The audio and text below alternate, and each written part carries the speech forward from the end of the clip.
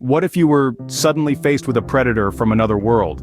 What if you found yourself in a situation where your survival instincts were put to the test against a creature so foreign, so ruthless, that it could exterminate you and your team without a moment's hesitation? This is not a hypothetical question. This was my reality. In the blink of an eye, we were gone. Destroyed by reptilian predators who emerged from the shadows, their yellow eyes piercing through the darkness. We were slaughtered, butchered, put to death without a hint of mercy. We were reduced to nothing more than meat for these creatures, and our ship, a mere toy for them to play with.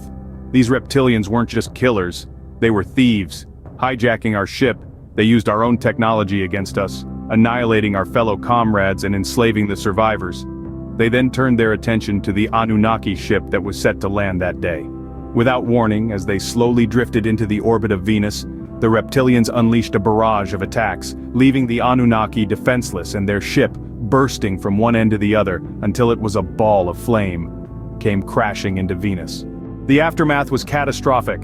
Accusations flew between both planets, each blaming the other for the massacre. For none knew the real truth, they each accused the other of betrayal. Tensions eventually escalated into an all-out interplanetary war. It was a war fought on false premises, a war that would cost the lives of billions, a war that would forever alter the face of both planets and leave them unrecognizable. A decade before the final destruction of our home planet Osiris, I was reborn into a new life. My second life was even more tragic than the first, yet it was a life that taught me about love. Let me tell you about rebirth first. When you die, you are consumed by darkness. But soon a light appears, guiding you towards your next existence. Some of us, however, are drawn away from this path by cosmic intervention or sheer willpower. In my case, it was the desperate cries of a soul in pain. Even though I was consumed by a sense of peace and joy, something began to draw me away.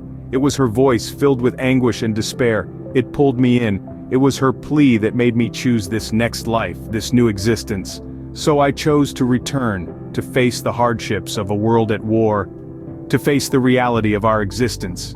In conclusion, our encounter with the reptilians sparked a chain of events that led to an interplanetary war, resulting in the loss of billions of lives and the transformation of entire planets. It was a reminder of our vulnerability, and the true cost of ignorance and arrogance. It was a lesson learned in the harshest way possible, and it was a reality that I, and many others, had to face in multiple lives. Whether it was the first life, the second, or any other, the experience remained as sobering and haunting as ever. For what happens next shall forever be sketched into my soul. Follow and subscribe for part 4.